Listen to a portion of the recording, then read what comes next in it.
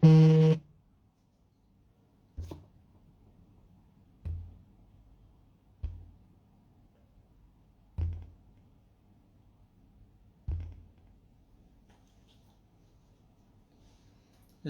warahmatullahi wabarakatuh, sahabat semua dimanapun Anda berada.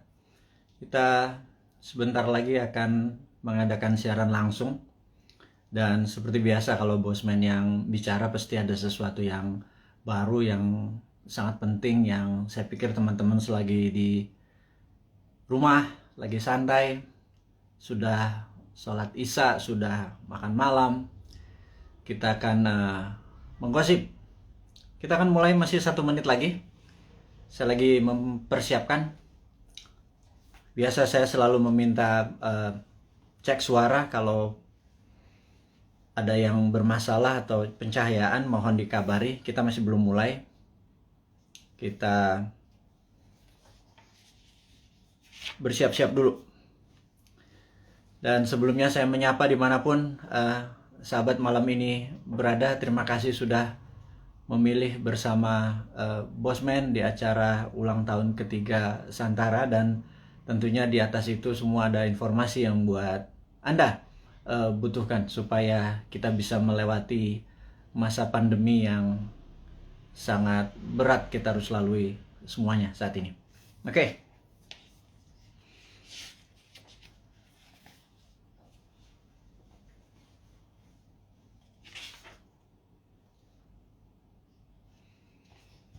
Oke, baik, sahabat semua. Assalamualaikum warahmatullahi wabarakatuh. Salam sejahtera, salam sehat semuanya, dimanapun sahabat berada saat ini di seluruh wilayah Indonesia, mulai dari Sabang sampai Merauke.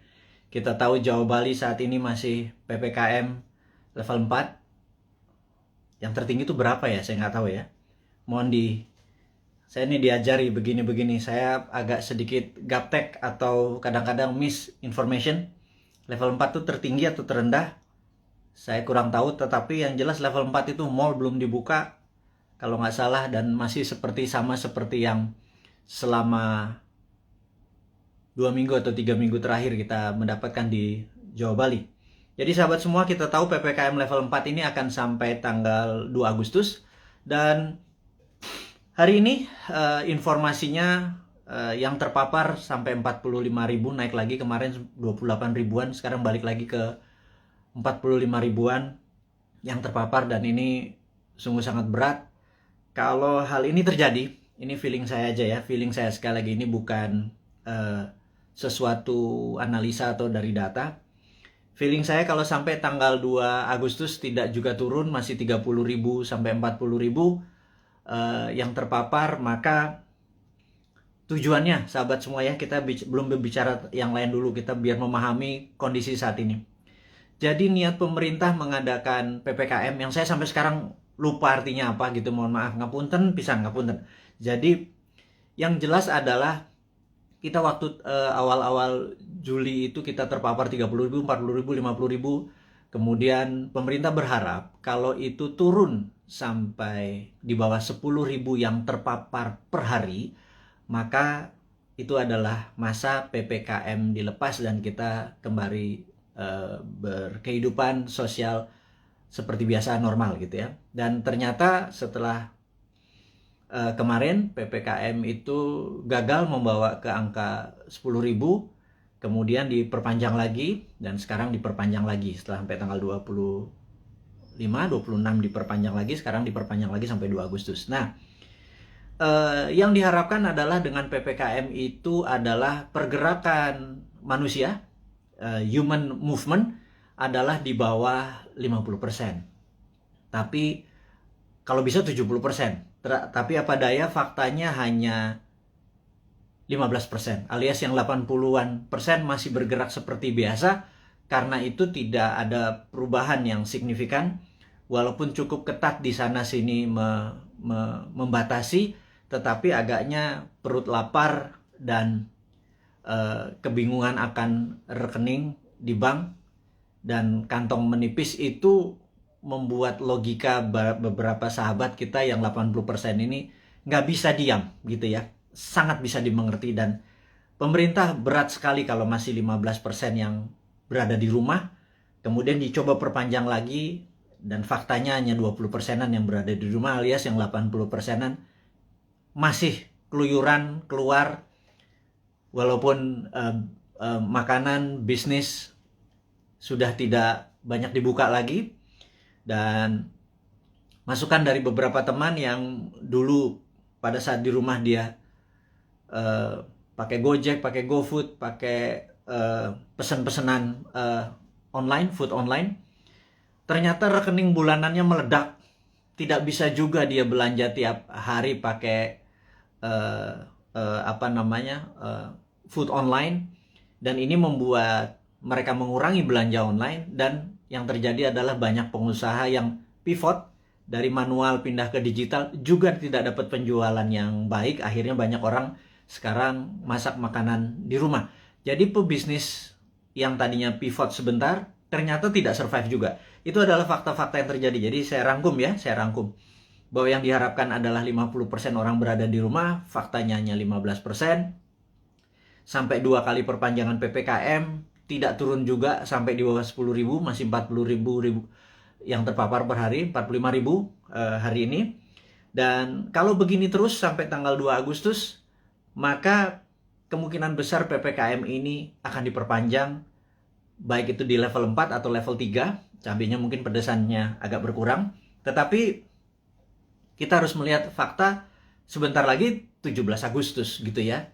Di sini masyarakat bergerak lagi. Jadi kalau itu bergerak lagi, masyarakat bergerak lagi, itu tidak pernah turun-turun di bawah 10.000. Dan berita buruknya PPKM akan berkepanjangan. Jadi saya pikir masalah pemaparan COVID dengan PPKM ini terbukti tidak efektif gitu ya. Nah, mungkin kalau di setiap rumah dikasih duit 5 juta per 2 minggu, yang di daerah terpapar PPKM per kepala keluarga, mungkin mereka semua akan memilih diam, karena kalau mereka keluar mereka didenda 5 juta gitu ya.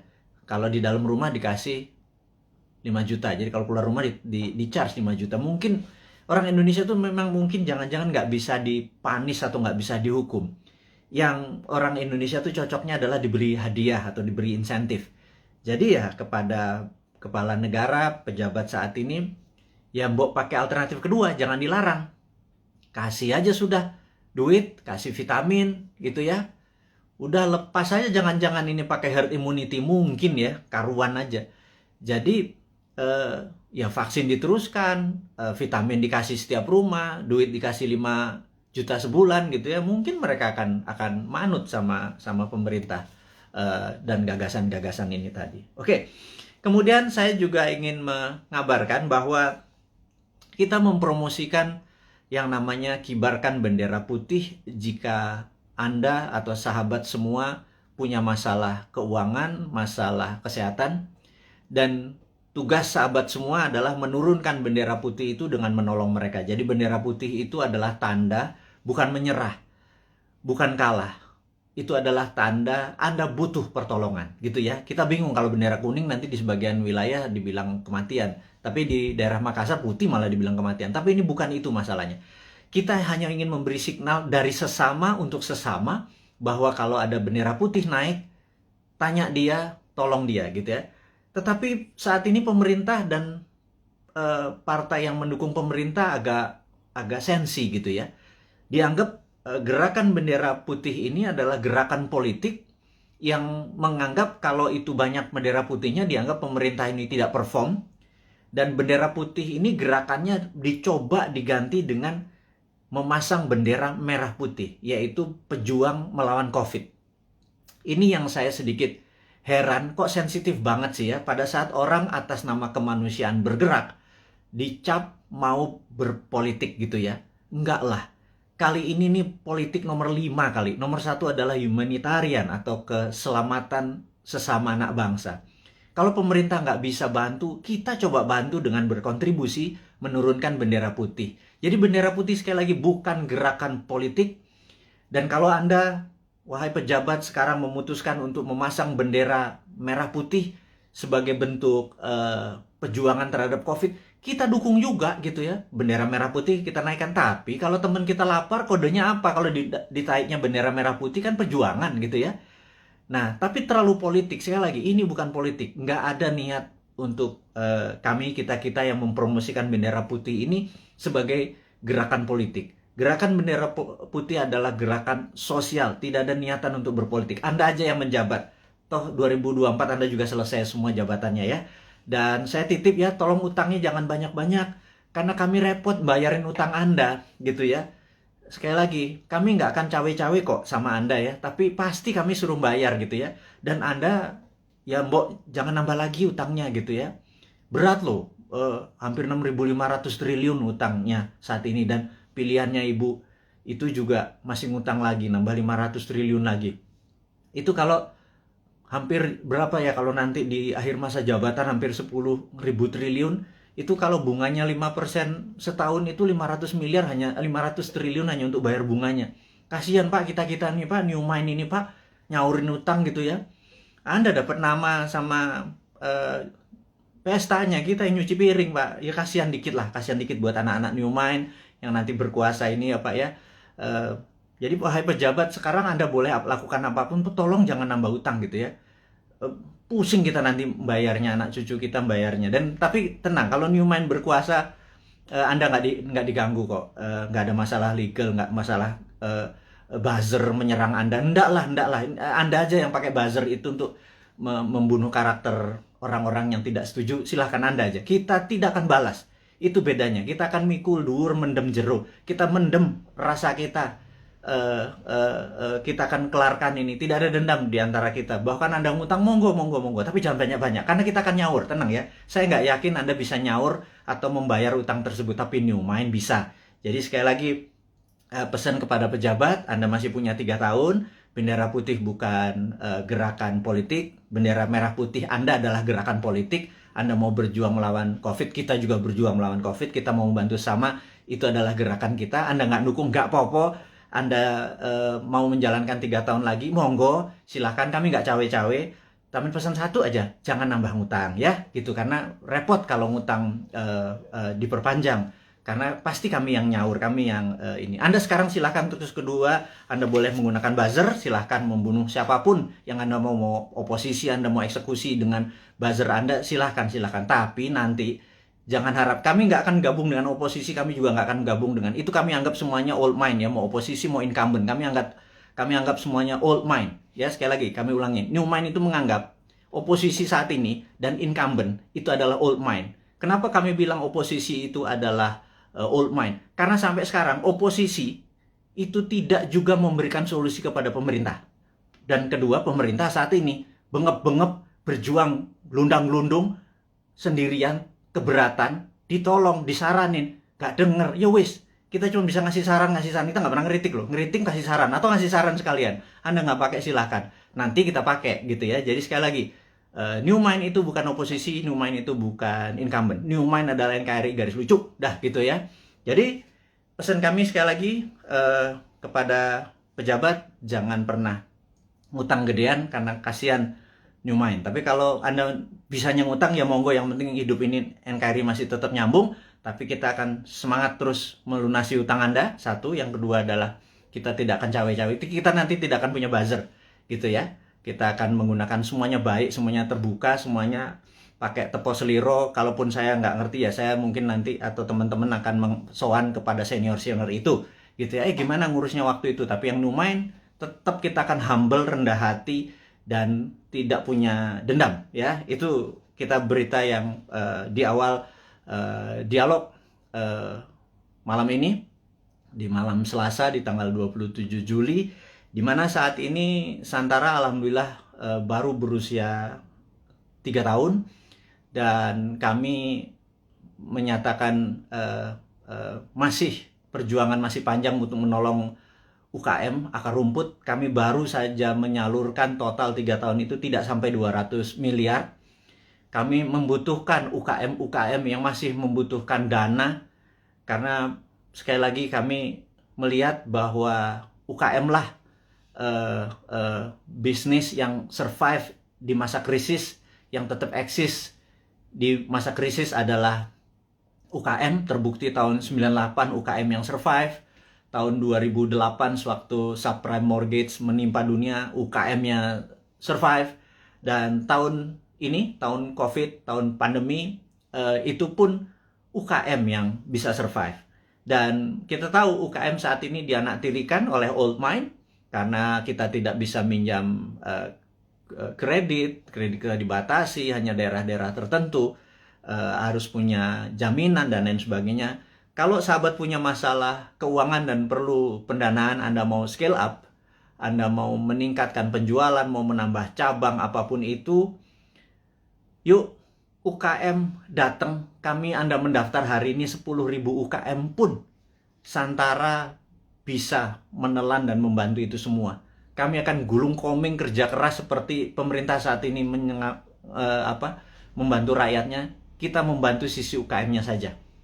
Kami siap dan kami tadi rapat semua di keluarga besar Santara untuk mulai hari ini, tanggal 27 Juli 2021, 3 tahun usia Santara. Kami siap tidak tidur siang malam, membagi jam kerja untuk membantu teman-teman agar UKM-nya bisa sukses, eksis di tengah krisis dengan pendanaan. Yang kedua adalah, kita tahu teman-teman investor, teman-teman yang mempunyai portfolio keuangan, kami sangat menyarankan, Anda saat ini mungkin punya tabungan, deposito, mencari tempat investasi. Anda tidak perlu investasi besar yang beresiko, seperti misalnya di dunia properti Anda harus beli tanah dulu, seperti di usaha-usaha yang lainnya. Sementara uang atau modal Anda terbatas, katakanlah kecil, di bawah 10 juta, di bawah 20 juta gitu ya, dimana investasi yang lain besar-besar.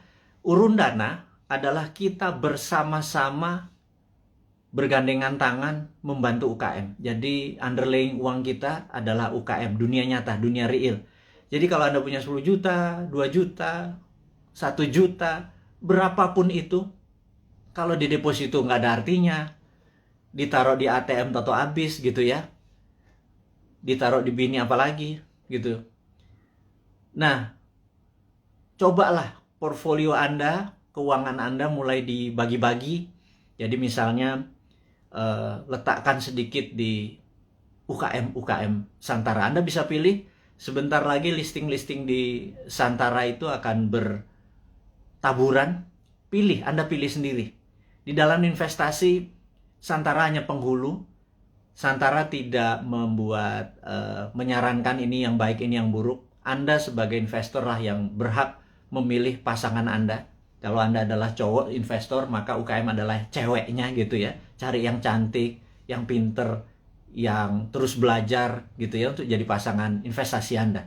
Jadi saya sangat sarankan kalau Anda berminat menjadi investor di Santara, hubungi nanti di IG-nya Santara, ada nomor investor. Kalau Anda mau invest, Anda nggak usah pikir, wah saya nggak punya duit 100 juta, kita nggak butuh.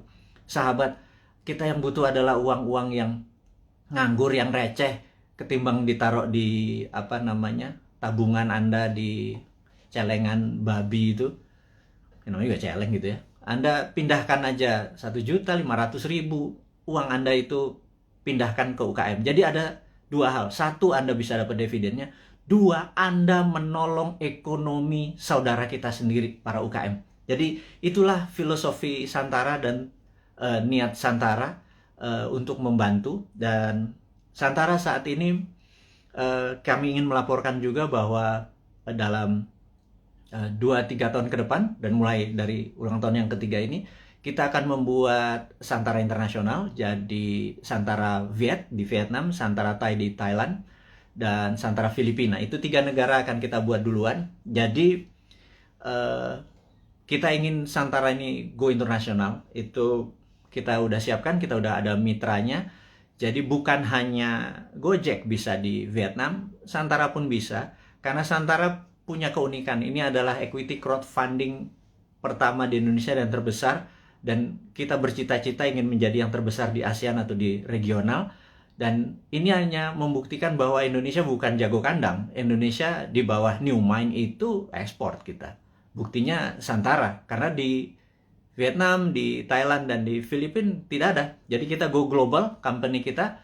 Dari sana ya dong untuk dong ya. Jadi Vietnam untuk Vietnam, Thailand untuk Thailand. Dia hanya pakai softwarenya kita. Dan mereka sangat antusias sekali.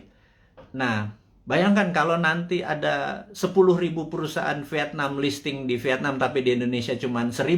Yang ada masalah adalah orang Indonesianya. Orang Indonesia kakek mikir kali ya. Banyakan mikir, banyakan analisa, kepinteran kali ya, jangan-jangan. Karena itulah saya pikir ke depan, mbok kurangi mikir gitu ya. Berprasangka baik, banyak baca. Terus banyak berdiskusi yang sehat. Jangan ngikuti buzzer nggak buat kita pinter gitu ya. Buzzer buat kita hanya jadi kuda-kuda terus, curiga terus gitu.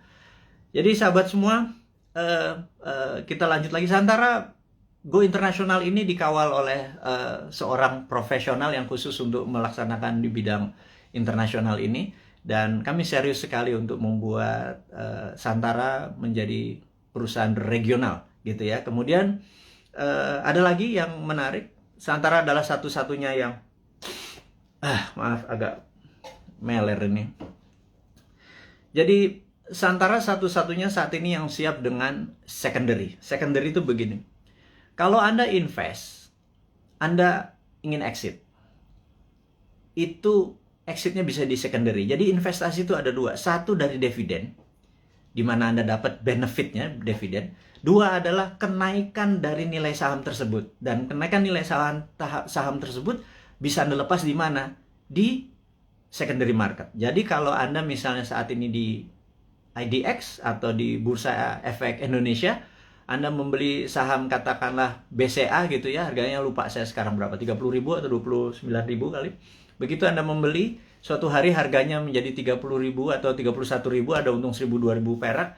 Anda selain dapat dividen dari BCA, Anda juga bisa exit, dapat 1.000 atau 2.000 rupiah per lembar saham yang Anda beli. Jadi Anda dapat capital gain-nya gitu ya. Nah, capital gain itu eksekusinya ada di secondary market. Jadi kalau Anda sekarang pemain kripto, Anda doge, Anda beli Bitcoin, di harganya harga dari langit misalnya 100 juta, sekarang harganya 101 juta, Anda jualan untung 1 juta.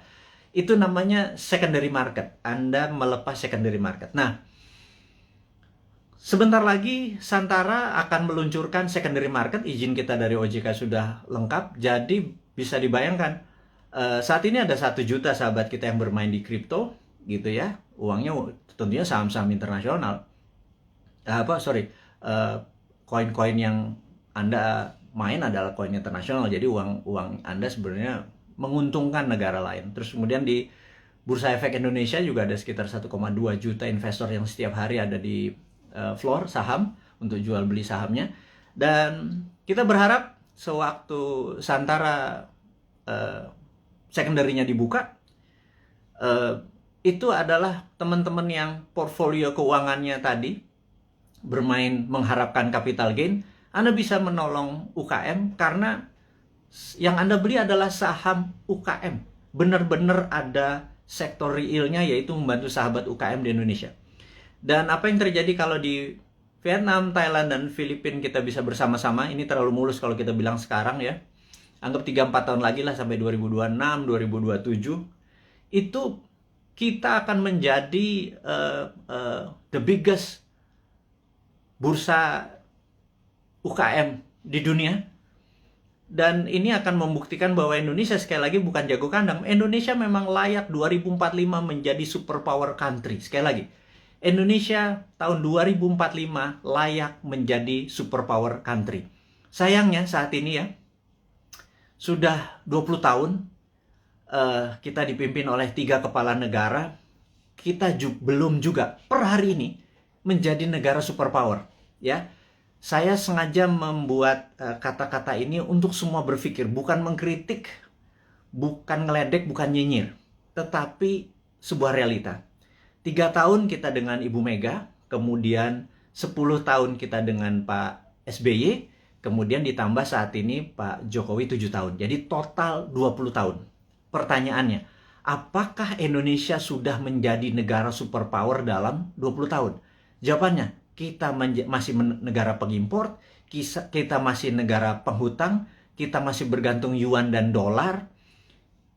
Apakah itu dikatakan negara superpower? Gitu ya. Defisit neraca perdagangan kita sama Tiongkok membesar, gitu ya. Produsen kita juga bukan barang-barang yang nilai tambah, tetapi masih bahan baku atau komoditi. Apa yang terjadi? Ini loh yang kita mau tanya. Wahai sahabat semua, yuk kita mikir bersama ya. Kita mikir bersama. 20 tahun kita sudah dipimpin oleh pemimpin besar. Ibu Mega adalah pemimpin wanita yang powerful. Pak SBY gitu ya, juga sangat powerful. 10 tahun dia memimpin. Kemudian Pak Jokowi juga sangat powerful, udah 7 tahun dan masih 3 tahun lagi. Total 20 tahun saat ini.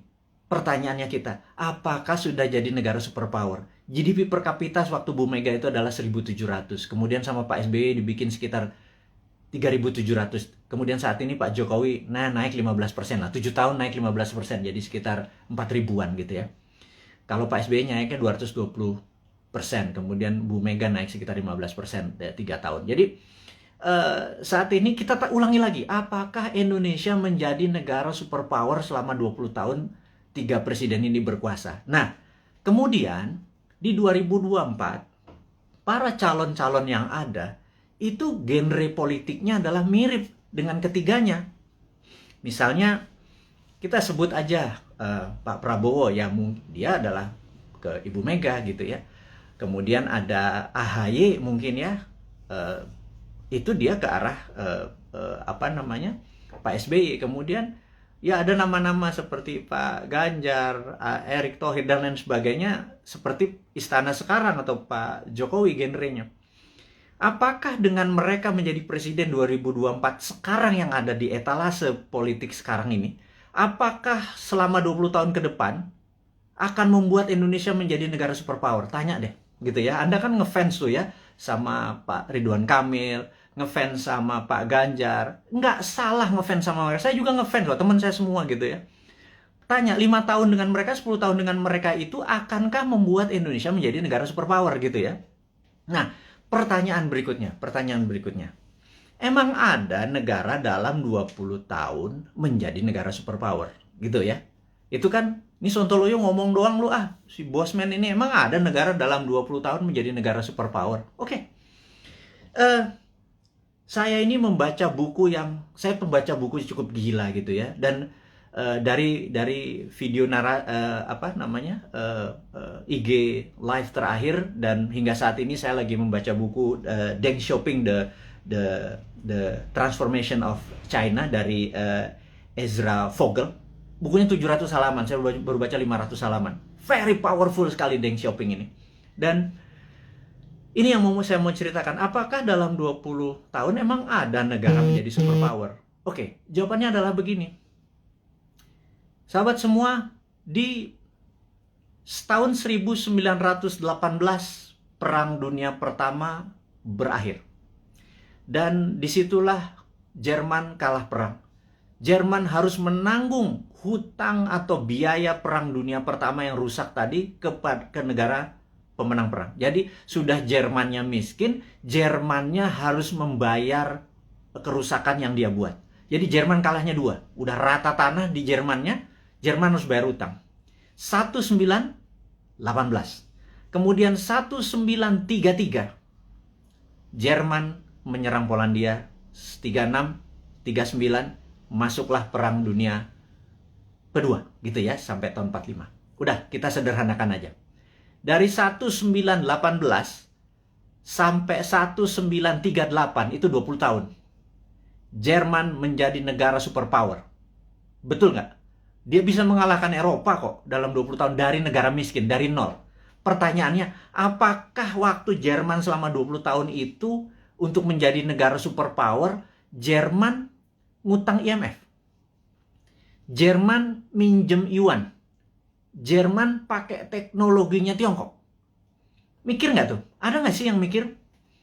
Apakah Jerman dagang? Jual 10 modal 5. Untung 5 ditabung untuk membangun Jerman yang modern, membuat alat perang yang kencengnya bukan main, membuat kekuatan militer dan bangunan terbesar di Jerman hanya dalam 20 tahun. Saya ulangi lagi, pakai IMF, pakai ngutang, pakai yuan, enggak kan? Oke, mulai nemen ini Bosman ini kalimatnya, nyindir tapi ya biar logik lah. Pengagum-pengagum pejabat sekarang tuh biar mikir gitu lah. Bukan saya ngenyek gitu ya, saya cuma ngingetin. Karena nggak ada yang tahu tuh, nggak ada yang ngomong juga gitu ya. Apa karena terlalu sibuk saat ini banyak cuan yang mereka harus bagi-bagi sehingga lupa belajar gitu ya. Ya wis, Bosman aja yang baca, Bosman yang belajar, saya kasih ke teman-teman semua gitu ya. Berikutnya adalah Jepang. 1945 Jepang rata tanah. Jepang rata tanah. Hiroshima Nagasaki itu rata tanah. Pusat perdagangan dia udah nggak produksi lagi.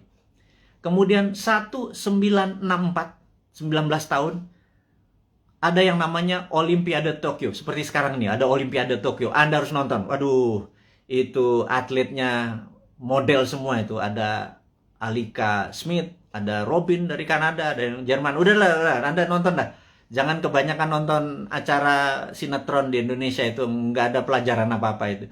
Sekarang udah sehat, kita semangat nonton ya Olimpiade yang saat ini ada di Tokyo gitu ya. Oke, balik lagi ke selama 19 tahun, kemudian Jepang membangun di tahun 1964, Jepang mengadakan Olimpiade Tokyo, dan itu adalah Olimpiade modern pertama di dunia. Atlet-atlet yang datang ke sana terkagum-kagum, kok bisa Jepang menjadi negara yang sangat maju gitu ya dalam tahun 64 itu. Dan kemudian tahun 80-an alias 20 tahun setelah itu, kita bicara tahun 80-an, ada Sony, ada Toyota, itu menguasai dunia seperti China sekarang. Jadi ternyata bisa tuh menjadi negara superpower dalam 20 tahun gitu ya. Nah, kemudian tahun 79 Tiongkok jangan tanya, Tiongkok rata tanah. Mao Zedong itu merusak semuanya, membakar orang-orang pinter, buku dibakar.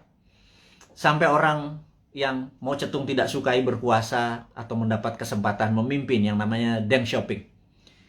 Deng Xiaoping ini dalam pidatonya sering mengucapkan kata-kata demokrasi. Sangat menarik.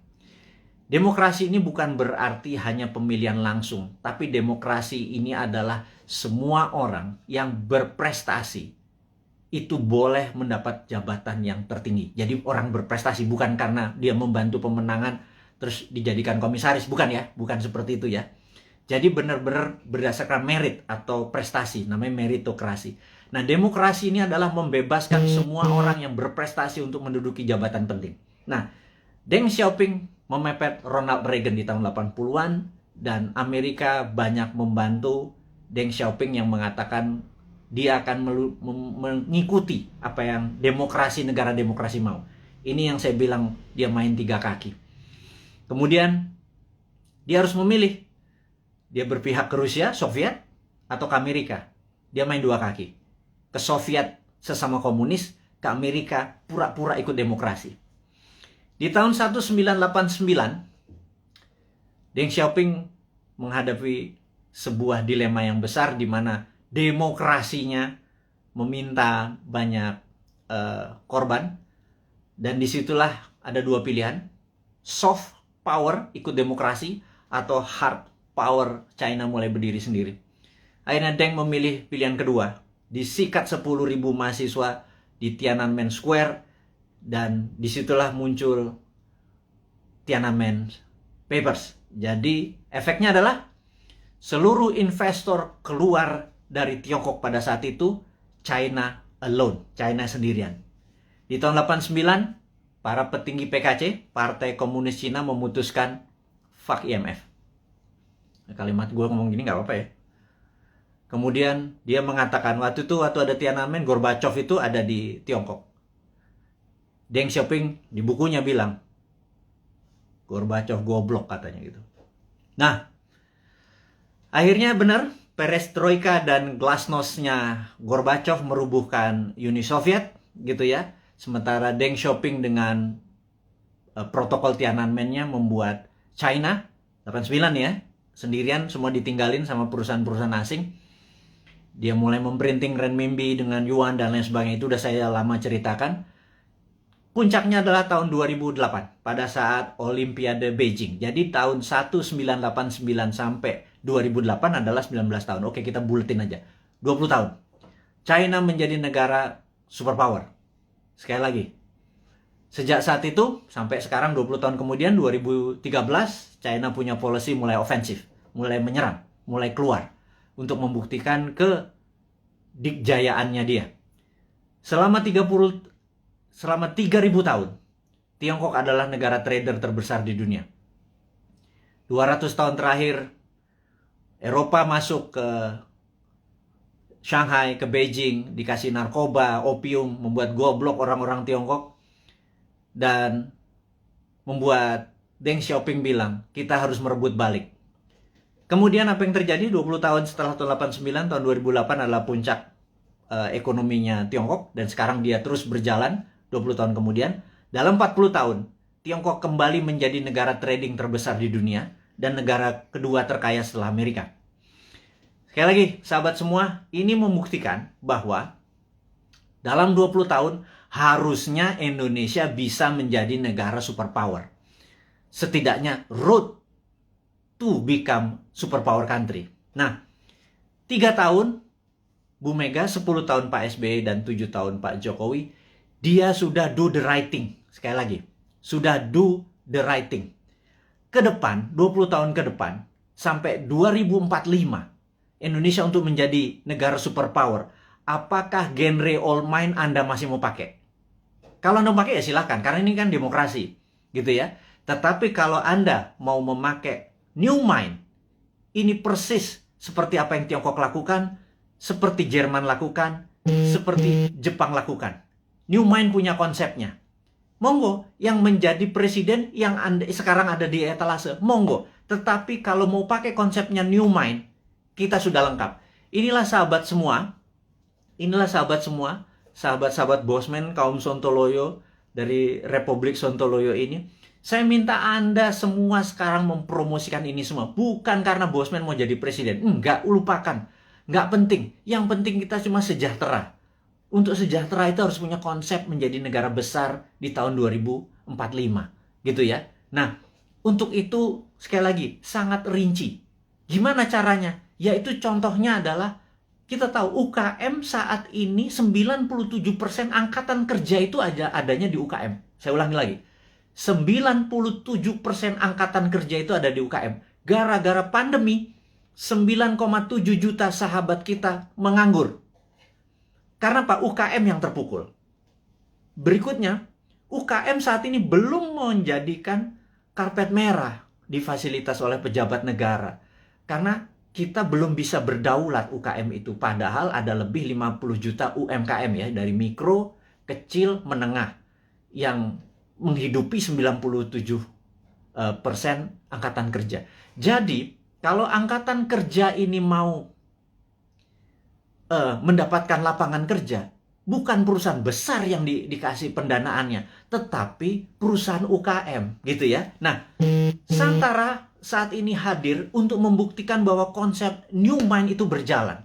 Dari kita untuk kita, dari sesama untuk sesama. Ingat, bendera putih adalah dari sesama untuk sesama. Kita nggak perlu IMF, kita nggak perlu Yuan, kita nggak perlu Jepang, kita nggak perlu Amerika, kita nggak perlu Tiongkok. Setuju ya? Dari kita untuk kita, itu bendera putih. UKM juga harusnya dari kita untuk kita. Jadi investor receh masuk 2 juta, 200 ribu, 500 ribu. Tolong angkat itu UKM. Ada jutaan UKM yang mau kita angkat. Ada jutaan sahabat kita juga punya duit nganggur gitu ya. Gabungkan semua. Santara hanya platform. Santara bukan membuat UKM besar. Yang buat UKM besar ya para UKM-nya. Yang buat kaya adalah investor itu pilih UKM yang benar. UKM itu marginnya itu jauh lebih besar dari perusahaan-perusahaan besar. UKM itu untungnya bisa 30%, 40% gitu ya. Dan inilah yang saya harapkan teman-teman portfolio keuangan Anda. Sekali lagi, bagilah kalau Anda punya 10 juta, 9 juta Anda taruh dimanapun boleh. 10%-nya taruh deh di UKM. Anda membantu UKM, 10% membantu UKM. Kalau saat ini uang beredar adalah 6.000 triliun, 10%-nya masuk ke UKM atau 60 triliun. 60 triliun itu untuk menghidupi UKM itu adalah dari kita untuk kita. itu kita negaranya berdikari, nggak kita jadi ekspor, kita nggak ngutang gitu loh.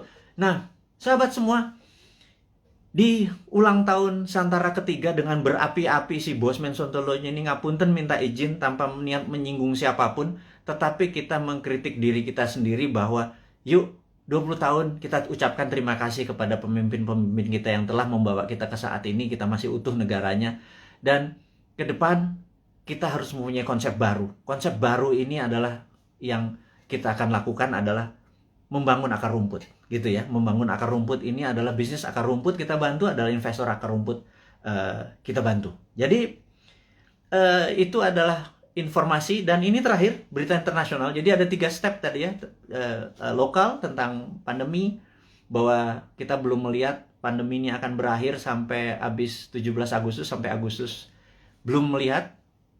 Kalau ditambah tadi masih itu, jadi kita harus melakukan strategi-strategi.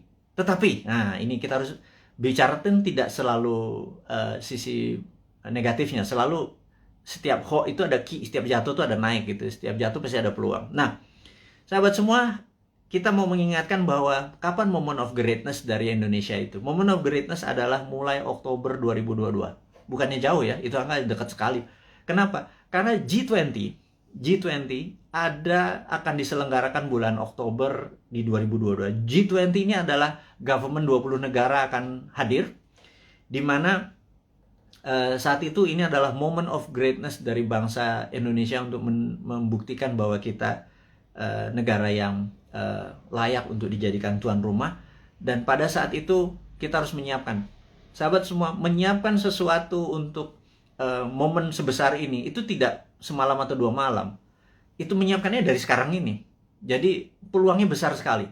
Dan kita mau minta deal dengan dengan Pak BUMN, Pak Erik, dengan Pak Sandiaga Uno untuk acara G20 itu 80%-nya adalah UKM yang memberikan kontribusi bantuannya gitu ya. Nanti kita akan deal bersama-sama nih. Kemudian ada berita internasional sekarang. Kita mau duluan. Nomor 1 adalah kita menginformasikan bahwa kemungkinan besar Biden akan resign. Nah, ini Bosman ini kalau ngasih informasi ini rada-rada langitan sedikit. Bukan apa-apa.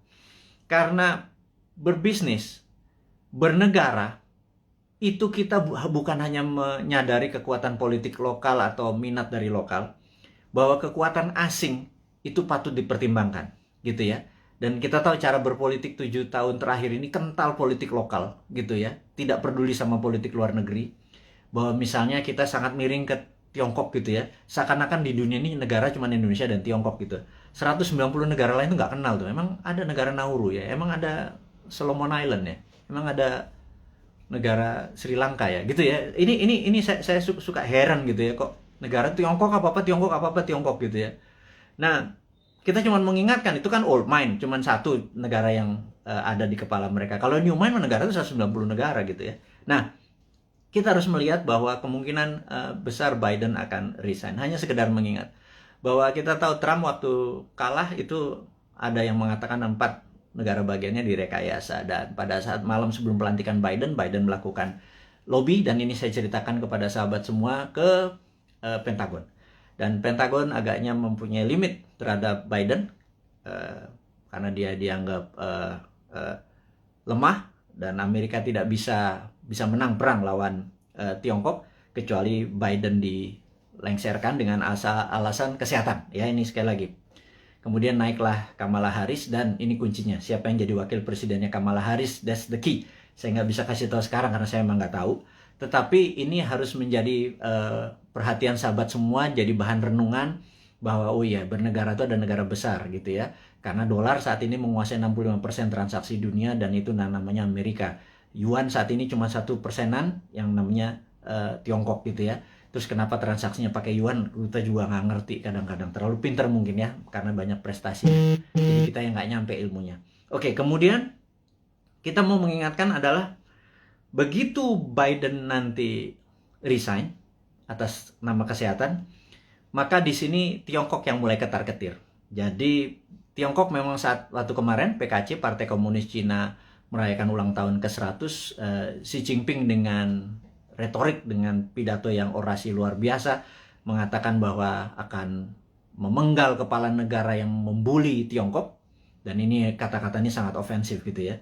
Jangan-jangan kalau gue yang jadi presiden udah dipenggal duluan sama dia, karena kan gue ngebully terus dia kan, gitu ya. Ngebully sebenarnya bukan anti Tiongkok. Kita akan terus bermitra dengan siapapun. Kita akan tiru bagaimana Tiongkok jadi besar, tetapi kita bukan negara yang dirugikan. Buktinya saat ini trading kita dengan Tiongkok adalah Tiongkok yang surplus, kita yang defisit. Jadi kita kalau menjadi presiden nanti, kaum Newman bilang, kita harus impas dong. Jangan lo yang positif, kita juga harus positif atau impas. Jangan kita yang defisit gitu ya.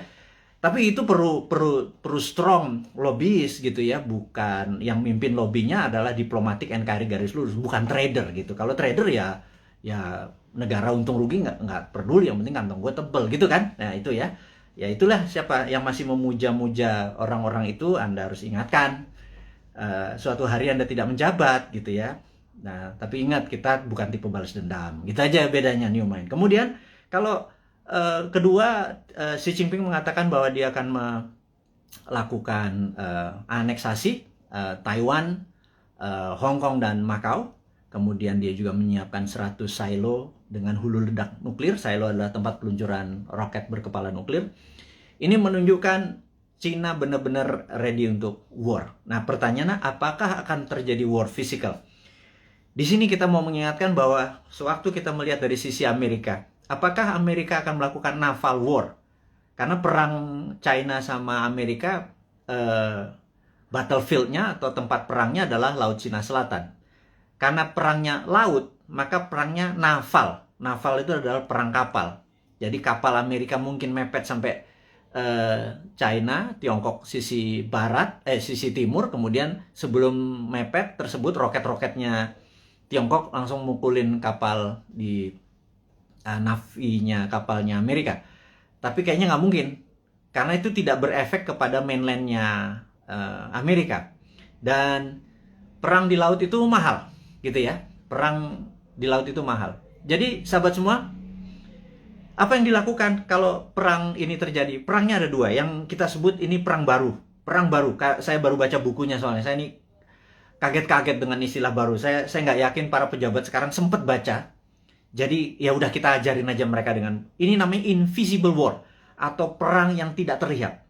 Perang tidak terlihat ini ada dua. Nomor satu, kita tahu bahwa Amerika punya angkatan ke-6 yang namanya Space Army, ya. Angkatan ke-6 Space Army Amerika ini yang perangnya nanti perang bintang atau Space War, karena dia punya orbit tertinggi. Jadi orbit posisi satelit, posisi orbit satelit Amerika itu di orbit tertinggi, karena posisi dia di atas dari 1000 satelit Cina. Kita tahu di dunia ini ada sekitar 20.000 satelit. 60% adalah milik Amerika. Cina cuma 1000. Itu ditembakin semua satelitnya dari pakai laser magnetic beam yang Amerika saat ini punya. Itu pasti China shutdown itu, gitu ya. Kemudian kita mau mengingatkan lagi, invisible war kedua adalah pandemi, gitu ya.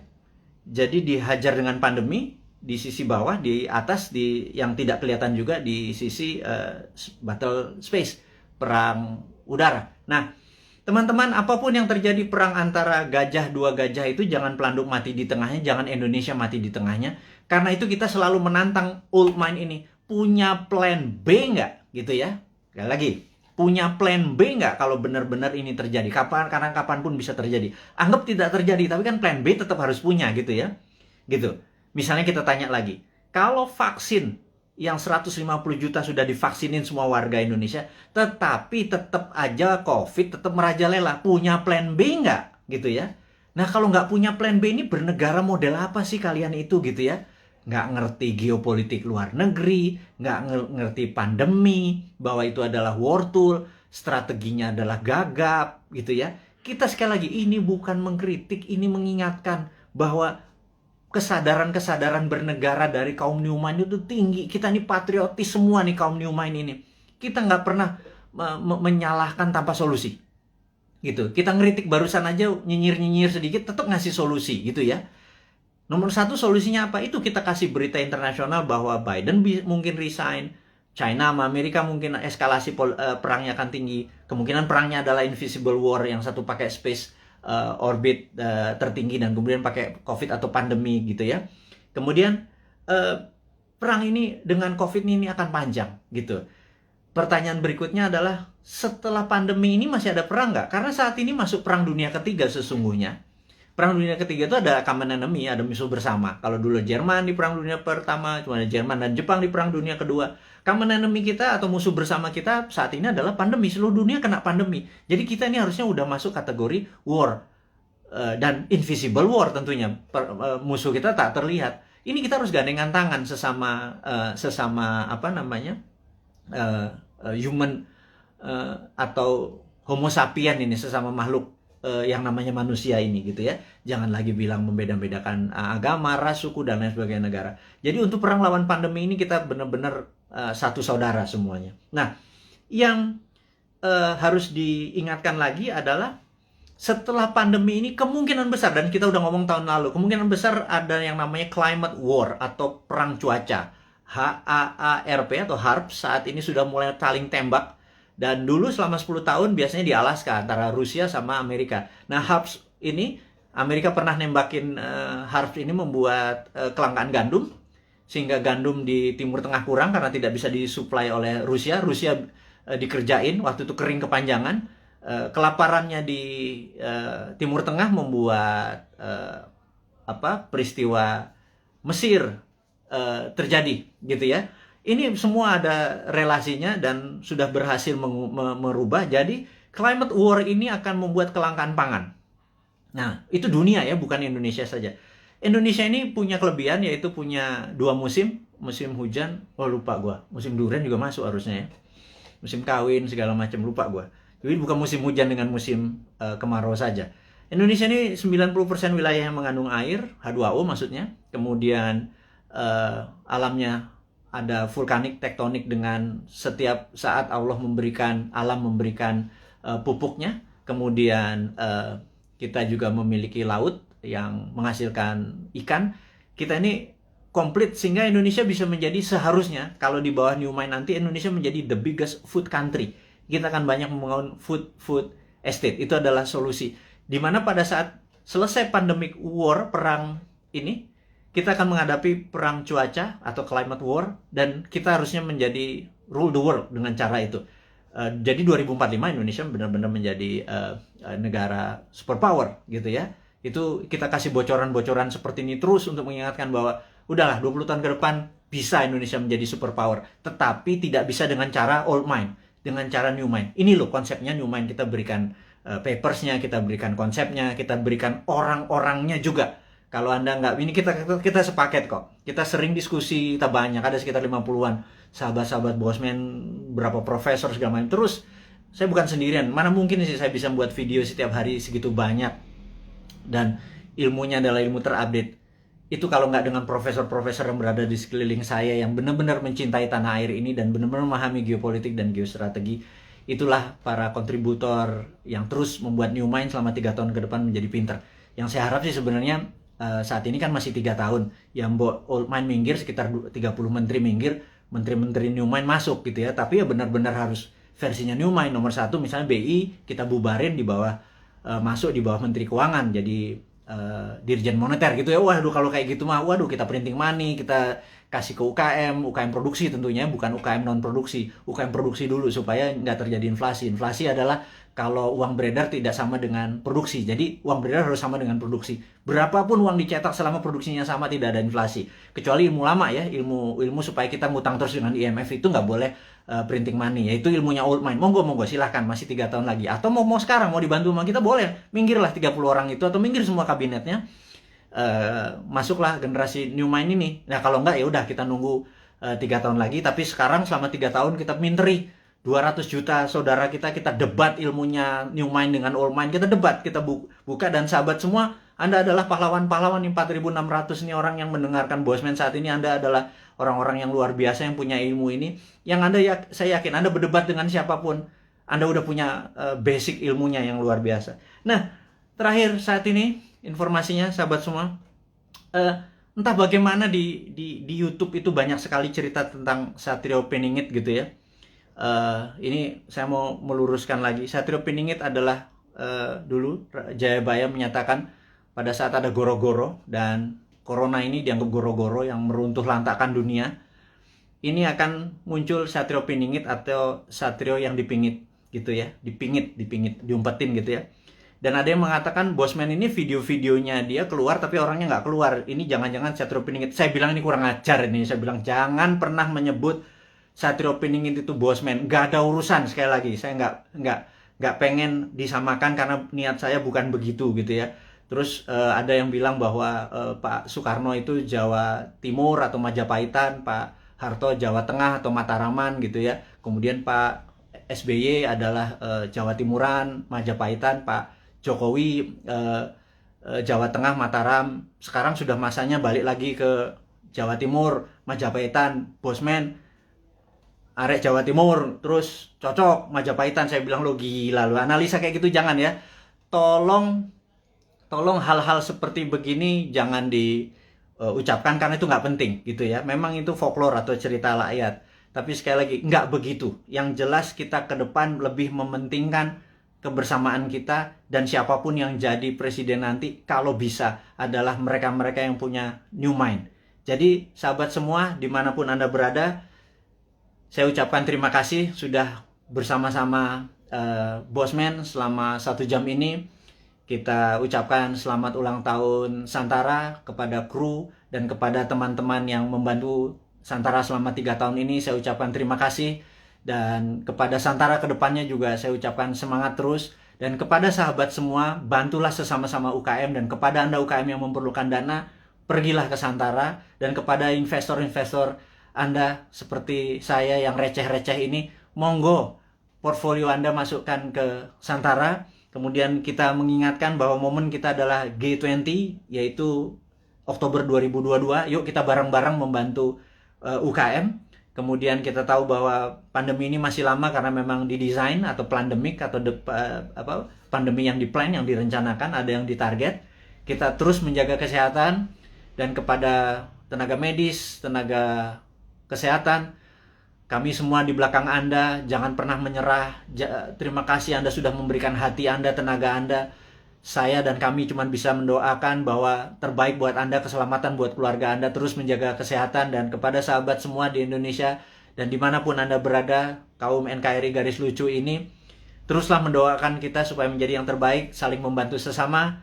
Hairul kalam, saya ucapkan terima kasih. Wassalamualaikum warahmatullahi wabarakatuh.